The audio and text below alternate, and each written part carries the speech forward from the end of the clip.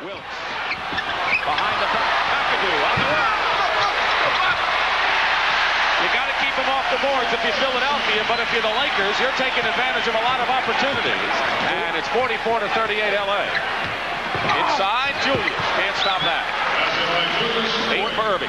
Dick, one of the reasons the Lakers are so tough on the offensive boards is that they have so many guys that you need to double team that when you leave a guy to help out, one of the great shooters, that guy always goes to the boards.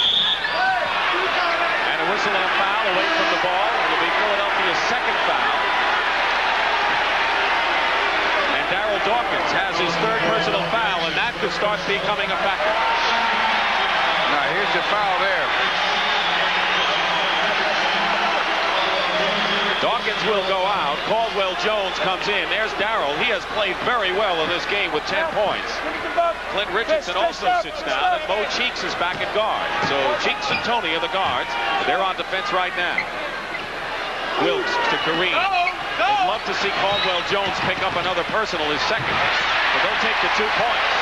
Kareem's first points of the ball game, and the Lakers are up by 6. He's 1 for 4 from the field now. Cheeks loops it into Doc. Back to Cheeks. And Mo Cheeks hits from outside. When he's shooting the outside shot, when they go in and out with Doctor and Cheeks. There's Magic again. Kareem can't tip it in. Cooper missed a fine opportunity inside. But a loose ball foul has been called against Caldwell-Jones, I believe. Los Angeles. And for Caldwell-Jones, that's his second personal foul. So if you're keeping score of the fouls on the centers, Caldwell-Jones has 2 and Dawkins has 3. Everybody in rebounds and assists so far, but he injured his hand, the knuckles on his shooting hand in Sunday's game. Originally, it was hurt against Phoenix, but he said it's going to be ready whether it wants to be or not. That's how he felt coming in. You know, on a plane coming back from Philadelphia, the last game I had a chance to talk with Magic. He really knows what he's doing out there. He's a really bright, super smart ball player. Julius Erving all over Jamaal Wilkes. McAdoo. He pumped before he let that shot go. He pumped in the air. Bob McAdoo, who is used to 30-point games, is 5 for 6 from the field. He's a 3-time NBA scoring king, but has been with his 6th team in the last 6 years with Los Angeles.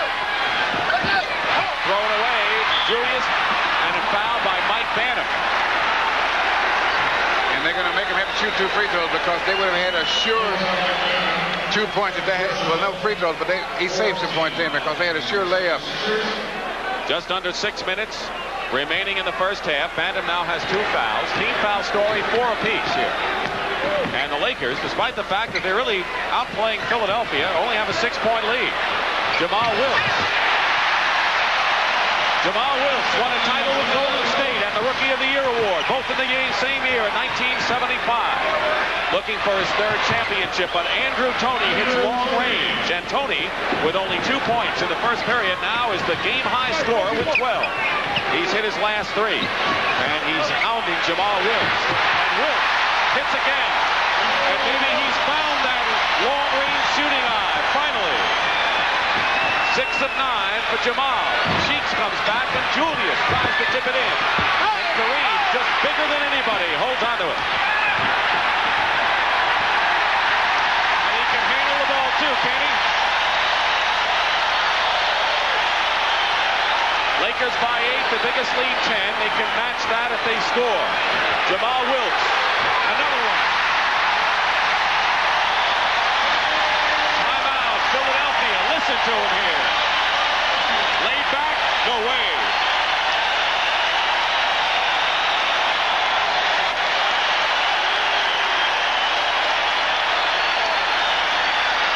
Matches the biggest lead of the game for the Lakers.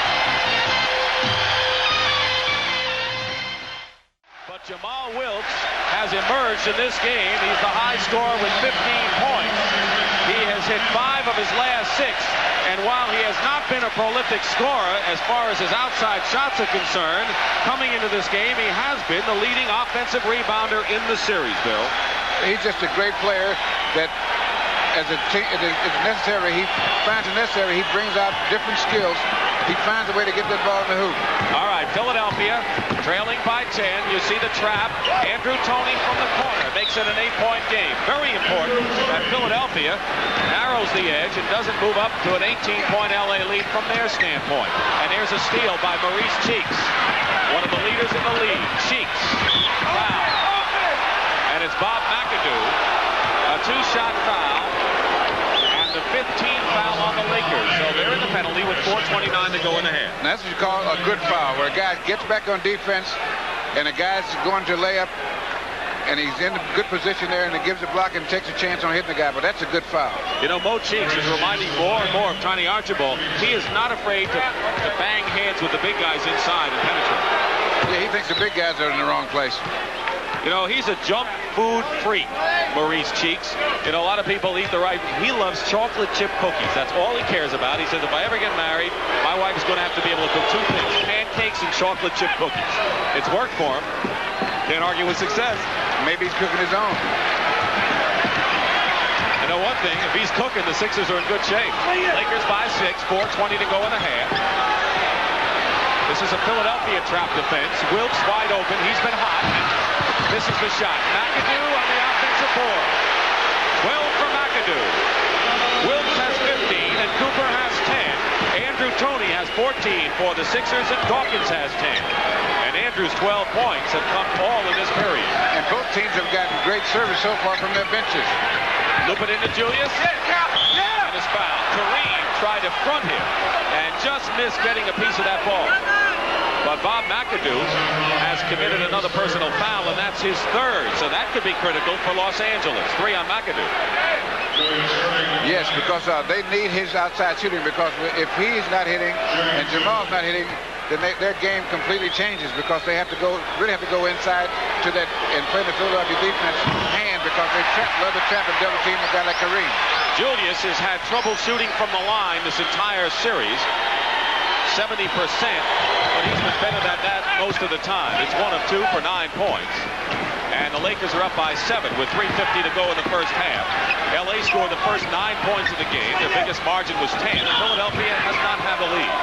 And an illegal defense has been called. Illegal defense called against Philadelphia. I think it was Bobby Jones. I'm not sure. I think it was Bobby Jones. Man in the middle. As they move the ball around, both these coaches love to run a play to test and see if the guys are playing this illegal defense. And of course, they know they are. Been a big story in this series. They're trying to cheat and gamble on Kareem. If you miss, that's what happens. You know what's so important about the way Kareem is playing is that he had such great intensity tonight. And when he plays that way, the other players just get it by osmosis almost. Bobby Jones, tremendous hustle, keeps it alive. And a new clock, 20 seconds. Cheeks penetrated to the dot, and that was Maurice Cheeks, who brought a lot of gold shirts around him and fouled Julius Erving. 7-point Laker lead, winding down to 3 minutes to go in the first half. The coach's room, Holmes and Cooney coming up at halftime, and a Laker turnover gives the ball back to Philadelphia. I think that right now the Sixers have to be pleased that they're down by only 7, considering the way this game has gone. Loop it into Julius in the crowd. Not fouled. The ball was tipped away by Kareem, and McAdoo handling it. Bobby Jones has him trapped. Now that's something. The guy's 6'10", past the guy's 7'2". Kareem on the follow-up after Wilkes has missed.